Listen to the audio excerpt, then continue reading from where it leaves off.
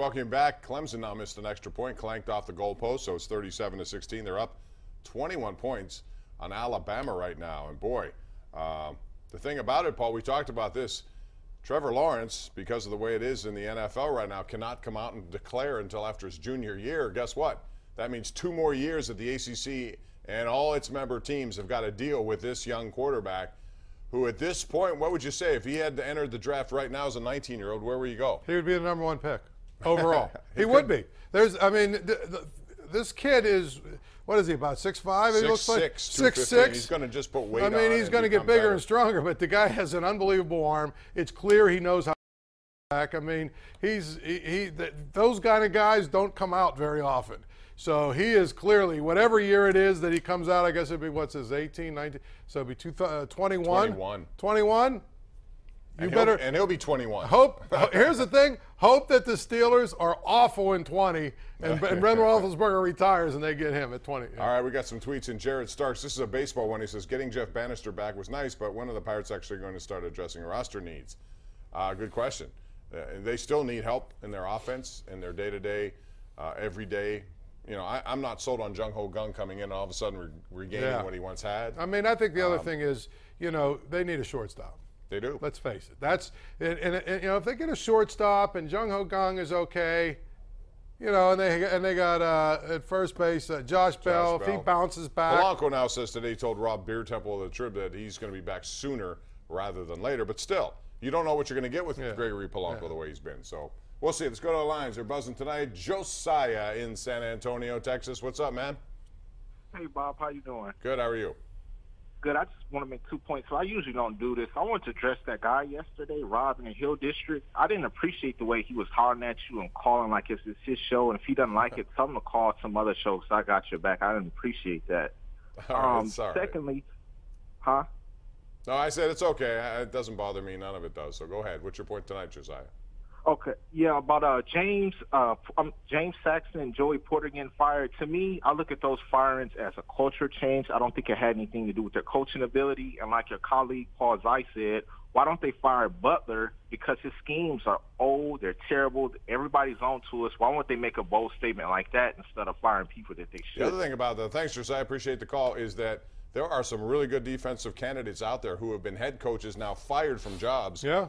And, you know, Todd Bowles is one of the names that gets, you know, he may be one of these guys who, you know, be better as a coordinator than a head coach, but he's available. Marvin Lewis, if you want to go in that direction. He's a defensive coordinator. How about Rex Ryan? What is he doing nowadays? But don't him and Tomlin, don't they get along really well? I guess. I don't know. I thought they got along really well. Whether he's going to leave a TV job where he's being paid, I'm sure, handsomely to take that. Maybe he would. All these guys think they can give one more shot. Just give me one more shot. It didn't work before. Just give me one more shot. Let's go to Jim in Oil City. Hey, Jim, welcome. What's up? Hey, Bob. How you doing? Good, thanks. Good. You and Paul, Happy New Year. Best to you. Hey, I'm just calling. This kind of a funny little story. Watching the game yesterday from Chicago. I've been watching football for, Christ, 50 years. And that kick at the end of the game reminded me of the kick from the Buffalo Bills back in the 90s. What do you think about that in the Super Bowl? Oh, yeah. It cost the Bills dearly. And yeah, it did. Yeah, you know what? Kickers have always been strange, and you're always going, like watching tonight, these two guys missed extra points, and they're chip shots in the College Football National Championship, Paul. Well, I feel bad for Cody Parkey. I know a lot of people don't. Yeah. But, I mean, the first one was true, right down the middle. The second one, with any luck, he makes that. Instead, it's partially deflected, and it goes off to the goalpost and the upright. What are you going to do? That's the thing. That was partially deflected. The other part of it is that kick in the 90s was like 48 yards or whatever. It was a long kick, and Scott Still, you would expect. Yeah, but he had never kicked one off the grass that far in his entire career. So, you know what I mean? And he kind of pushed it right. In this case, it got blocked or tipped or whatever, so it is a little different. It is. Line 3, it's David in Hempfield. What's up, David? How you doing? Hi. Good evening, Bob. Well, enjoy the show. Thanks.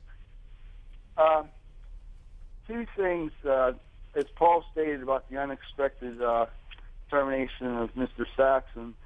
I felt the exact same way, and as many fans did, I'm sure, last season a little later than this when Mr. Haley was let go. And just wondering about the culture over there. Since this team, wonder why they go in these unexpected directions. Could be that, the players, the coaching's not that big of an issue, and the players have all the talent, and they're the ones that really make it go. And then secondly, I hope that Antonio Brown can be retained with the team. Thank you. You do. Paul. You're one of the few. Do you see that at all as a possibility, Paul?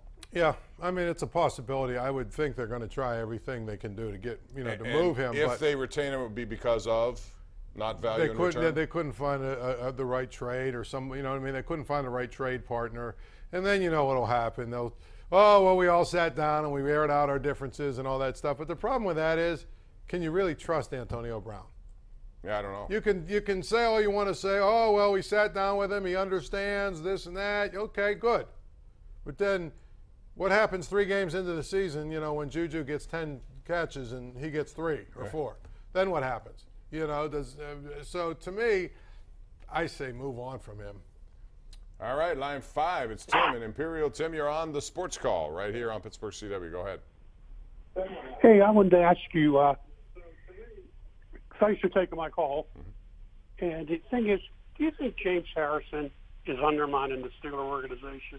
He left here on I think he likes being relevant, and he's not anymore. And so he's going through social now media to try to messing become. with Bell beginning of the season, telling him not to come in. Yeah, I mean, until the preseason's over. Then and it's funny. It's ironic also. Thanks for the call, Paul. This guy's here talking about Tomlin's discipline, yet he was the guy who violated all of that by sleeping in meetings and forcing his ouster here. So who's talking about discipline? Sleeping in meetings, leaving the game early in Cincinnati, all the things that he did. I mean, there wasn't a lot of discipline here. But again, the larger point to me is that Mike Tomlin has enabled a lot of this stuff to go on. No doubt. He's got to get better at that. And the problem is, after 12 years or 13 years or whatever it's been, can you put the thing back in the bag? Didn't you get the feeling, watching his press conference, that he was kind of intimating that this was going to happen? That he took a lot of responsibility for how things have broken down. So maybe it's his shot now to change it, and he realizes it. Maybe they've told him this, and maybe these moves are made because of this. Yeah, they're people who are close to him personally. And to me, I think the other part of it is, if that's one part of it. The other part of it is you've left them be. I'm just going to let them be men and do their own thing. Now you're going to try and bring discipline in. I don't know if it works. I don't know if you can push it back in like that. Can you? I don't know.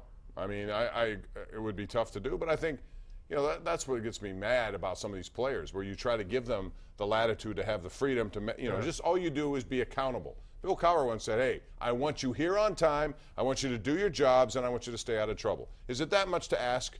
No. I mean, really. It shouldn't be. For being paid what they're being paid? Yeah. Come on. We got to take a break. Al, Chris, Karen, and Nate all coming up next right here live on Pittsburgh CW.